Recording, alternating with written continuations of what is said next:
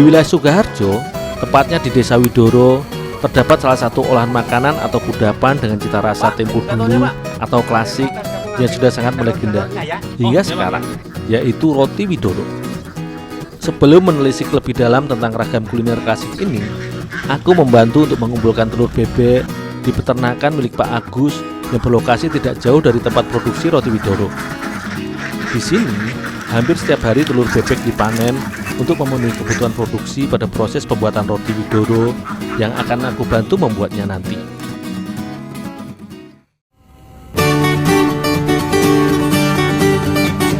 Meski pengaruh globalisasi atau modernisasi pada usaha produksi kue atau roti, namun di rumah produksi yang berada di Desa Widoro, Kabupaten Sukoharjo ini masih bertahan serta aktif berproduksi dengan teknik tradisional hingga kini.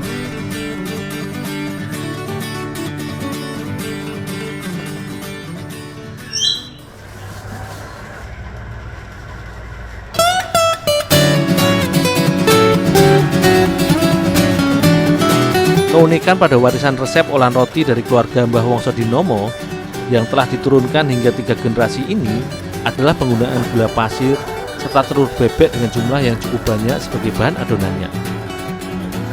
Kedua bahan ini merupakan kunci resep dalam pembentukan adonan olahan roti yang didapat dari bangsa Belanda ketika Mbah Wongso Dinomo menjadi abdi dalam Keraton Kasunanan Surakarta sebagai salah satu juru masak pada masa silam. Penggunaan telur bebek pada resep adonan olahan roti di rumah produksi yang telah beroperasi sejak tahun 1922 ini bukanlah tanpa sebab. Telur bebek dikenal memiliki kandungan protein yang lebih tinggi bila dibandingkan telur ayam. Karakter telur bebek ini cukup berperan dalam mengikat serta mengembangkan adonan lebih baik ketimbang telur ayam, sehingga olahan roti sejak zaman kolonial ini tidaklah menggunakan mentega atau margarin pada adonannya. Satu lagi keunikannya adalah menggunakan kulit jeruk purut sebagai pewangi alami atau aroma adonan. Bahan ini sengaja digunakan karena kandungan minyak atsiri yang juga terdapat pada kulit jeruk purut ini menjadikan olahan roti semakin wangi dan juga tahan lebih lama. Sebab sifat dari minyak atsiri ini seringkali digunakan sebagai pengawet pada pengolahan makanan. Sebagai olahan tradisional serta tanpa bahan pengawet, roti Widoro ini tahan hingga 10 hari. Rumah produksi yang berada di perlintasan Jalan Raya Sukoharjo Wonogiri ini sangat menekankan serta tidak meninggalkan filosofi masyarakat Jawa tentang rasa. Setelah adonan awal terbentuk, proses pencampuran tepung terigu yang berfungsi sebagai pemadat adonan pun tidak sembarangan, meski jumlah takaran sudah ditentukan.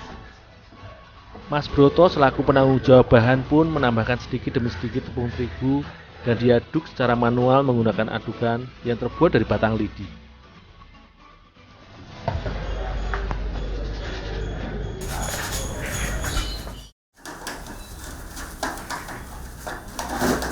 Meski masih dikelola secara sederhana dan dengan sistem manajemen keluarga, ketepatan bahan serta sistem pengolahan yang berkelanjutan juga menjadi kunci pada olahan roti ini.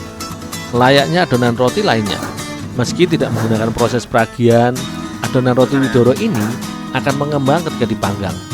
Karenanya, sebelum adonan dimatangkan dengan cara dipanggang, adonan pun dituangkan atau dicetak ke dalam loyang sekitar setengah badan loyang dan sebelumnya telah diolesi minyak goreng terlebih dahulu agar adonan tidak lengket ketika matang.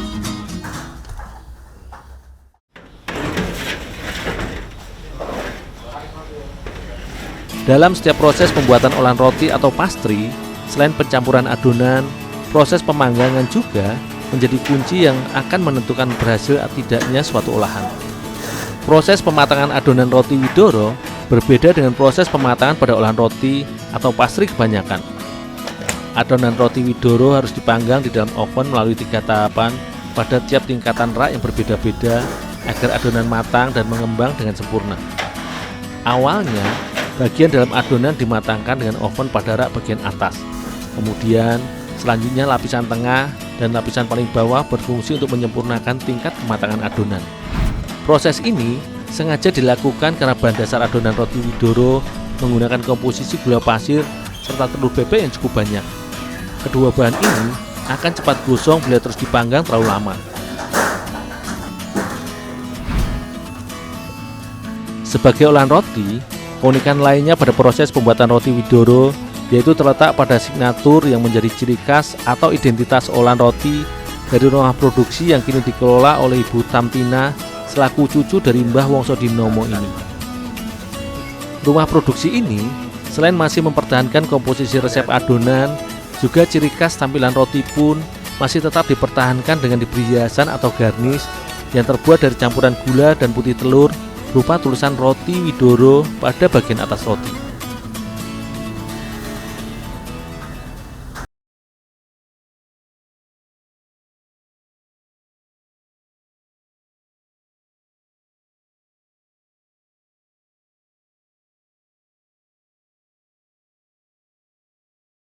Kini sudah dikelola oleh generasi ketiga yaitu Ibu Tamtina yang merupakan cucu langsung dari penemu resep hasil akulturasi budaya Belanda ini.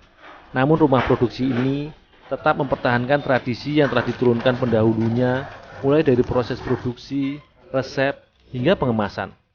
Roti Widoro dibungkus dengan kertas koran serta disemat dengan batang lidi. Cita rasa roti ini seringkali dicari untuk dijadikan buah tangan untuk para handai tolan dan sanak keluarga, maupun sebagai jajanan hantaran ketika digelar pesta maupun acara nikahan di wilayah Sukoharjo.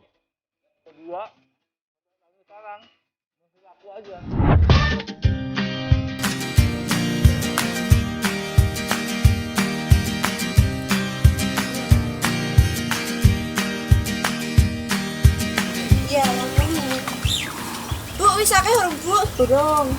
Tak ada wangi ya? Dul, Ya, Pak. kamu petik yang di atas ya, Oh. panjat. Ya, Pak.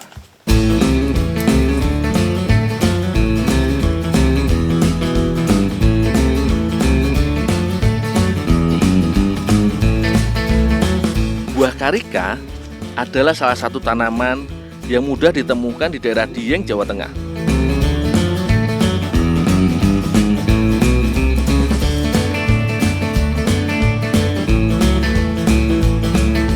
Tanaman ini memang hanya bisa tumbuh dan berkembang di daerah dengan ketinggian lebih dari 1.500 di atas permukaan laut.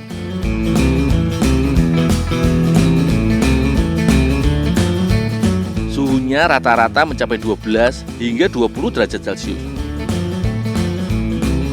Secara fisik, dari pohon sampai daun mirip dengan pepaya biasa. Namun semua dalam versi lebih kecil dan mini.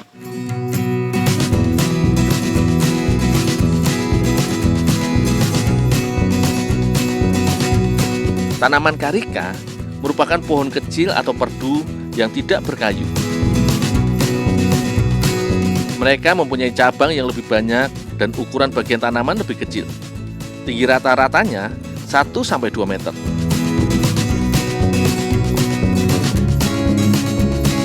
Budidaya karika tidak butuh perawatan khusus kok.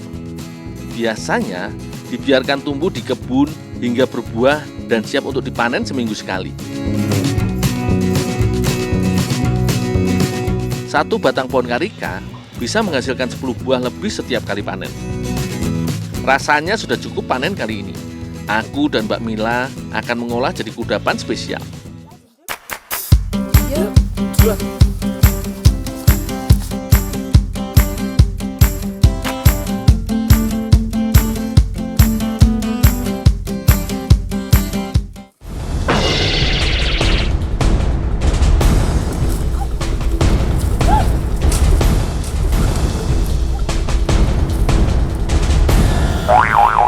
Itu Mbak, usah nanti tiba itu. Maaf, Dul. Yowes, Mbak Mila pulang dulu aja. Nggak Masih apa-apa. tak beres sih, Mbak. Maaf, Bu. Iya, nggak apa-apa, udah pulang-pulang ya. Beneran? Iya, iya. Ya udah ya.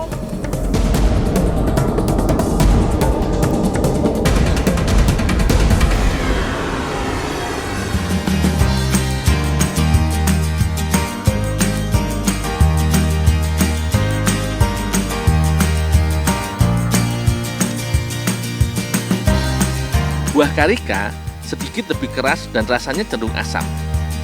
Aku akan mengolahnya jadi selai.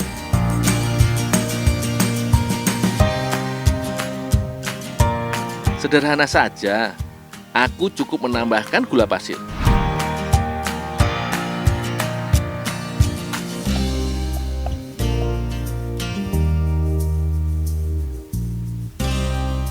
Saat pemasakan, karika akan lunak. Butuh waktu yang agak lama untuk membuatnya jadi selai. Harus terus-menerus diaduk agar gula pasir tidak menempel.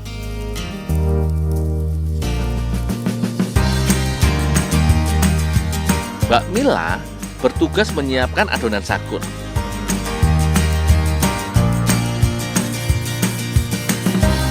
Kelapa yang diparut tidak boleh terlalu tua, karena akan mengurangi rasa dan aroma sagun. Kalau kelapa segar seperti ini, membuat sagun lebih gurih dan teksturnya lembut.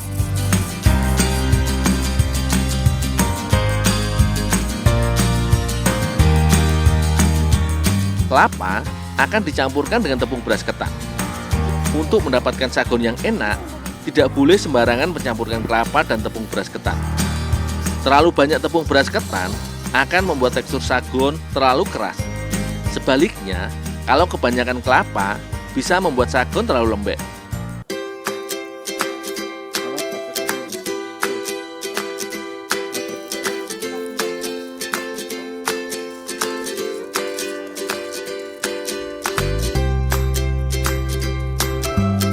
Setelah semua tercampur, sagun bisa dimasukkan cetakan.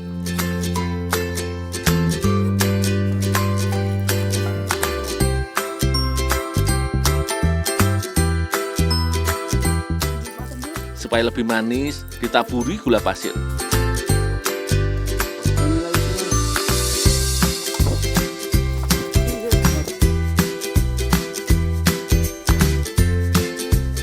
Sagun dipanggang dari dua sisi, atas dan bawah. Supaya matang sempurna, tidak boleh terlalu lama memanggang, karena akan membuat sagun keras saat dimakan. Jangan terlalu sebentar memanggang juga. Tepung dan kelapa parut yang masih mentah, kalau dimakan, tidak bagus untuk pencernaan kita.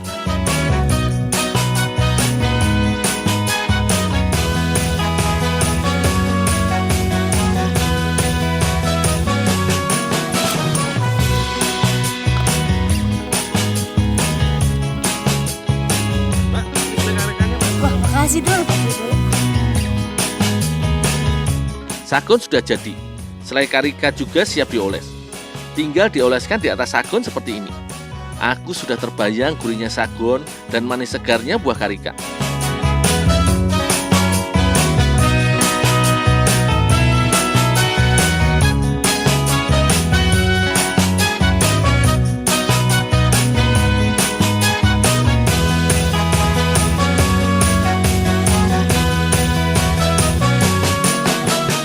Menyantap sagun sambil santai bersama kerabat bisa menambah nikmatnya sagun. Kandungan karbohidrat pada sagun lumayan mengenyangkan.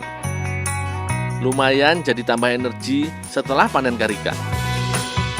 Karika juga tak kalah banyak manfaatnya. Tidak hanya kaya serat, tapi karika juga mengandung enzim papain yang mampu membunuh bakteri jahat dalam usus dan menjaga keseimbangan asam lambung.